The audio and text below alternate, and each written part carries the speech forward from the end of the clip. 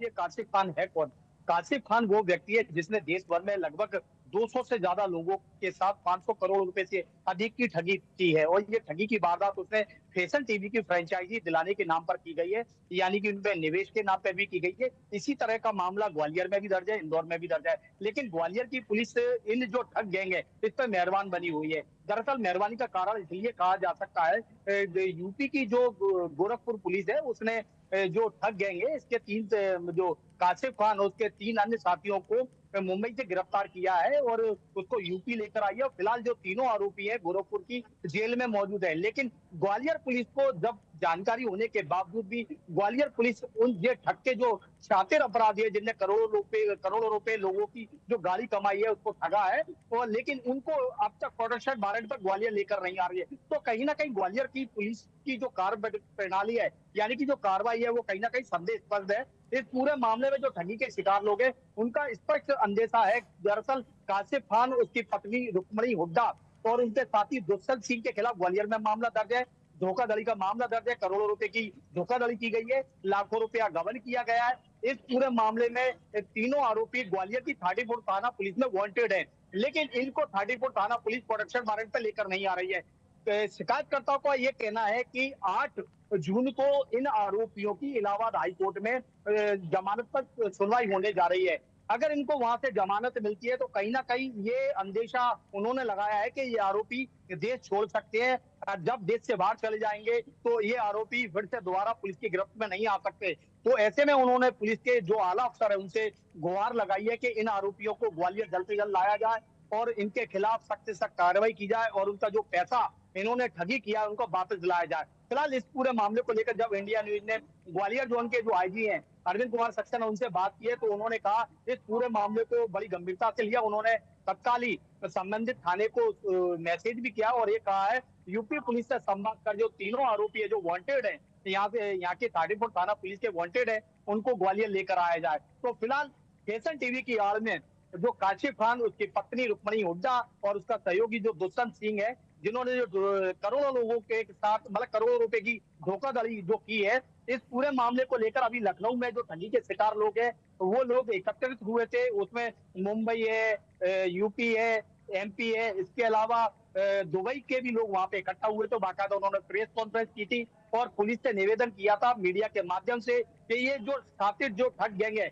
लगभग 14 साल से अपना नेटवर्क चला रही है। ऐसे अनगिनत लोग हैं जिनके साथ ठगी की वारदात की गई है, लेकिन हर बार की तरह ये गैंग पुलिस के हाथों से फिसल जाता, बड़ी मुश्किल से यूपी पुलिस के हाथ लगा है। तो फिलहाल इस पूरे मामले में कड़ी कार्रवाई होना काफी जरूरी है। जी चलिए, बहुत शुक्रिया संतोष इस तमाम बातचीत और जानकारी के लिए।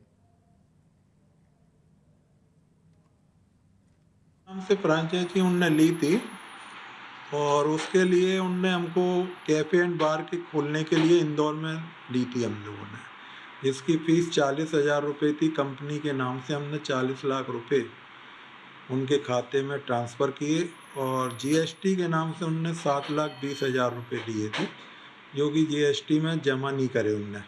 उसका आज दिनांक तक ना बिल दिया ना कुछ दिया है। और अपन ने फिर उनसे मांग करी एक आर्किटेक्ट अच्छा भेजना, तो उनने उसकी कीमत 10 लाख रुपए बताई। वो भी फिर उस मैडम को ना भेजते हुए एक सादा आदमी को भेज दिया और उसने वो डिज़ाइन अच्छा ना करके फिर हमने कहा मैडम को भेजिए, तो उनने उसके बाद कोई जवाब नहीं दिया और काफ़ी देर तक डिले करते रहे। 2-3 महीने निकलने के बाद फिर हमने उनसे कहा हमारी डील कैंसिल करो। हमने खुद अपने नाम से वहाँ विदय फूड के नाम से इंदौर में 140 स्कीम में होटल और कैफ़े एंड बार चलाया। जब पैसे नहीं मिले तो ठाटीपुर थाने में आकर हमने रिपोर्ट करी 14/7/23 को। उसके बाद वहाँ पर केस प्रकरण दर्ज हुआ और आज दिनांक तक उनको ना तो पुलिस प्रशासन गिरफ्तार कर रहा है, सब डेली व्यवस्था चल रही है और धोखाधड़ी हमारे साथ 47,20,000 की हुई। देखिए, इसमें एक प्रक्रिया होती है कि यदि कई ऐसे आरोपी रहते हैं जिन्होंने अलग-अलग राज्यों में अपराध किए हैं, अलग-अलग जिलों में अपराध किए रहते हैं, तो जो संबंधित जिले या राज्य की पुलिस है, उसके संबंधित थाने के द्वारा उनको कई बार पीआर पे लिया जाता है और उसके बाद अपनी-अपनी मतलब पूछताछें की जाती है।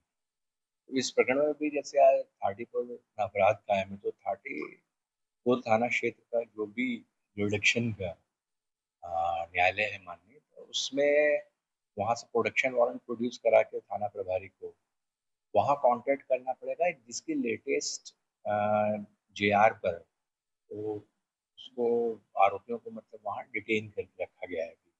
और वहाँ के जो माननीय मजिस्ट्रेट के द्वारा जो उनके ट्रांजिट करने की अनुमति जब प्रदान कर दी जाएगी यहाँ प्रोडक्शन वारंट के आधार पे, तो फिर यहाँ लाके फिर उनसे पूछताछ होगी और पूछताछ करने के बाद क्योंकि धोखाधड़ी का मामला है तो निश्चित रूप से उसमें रिकवरियाँ ट्रांजेक्शन के बारे में पूछताछ।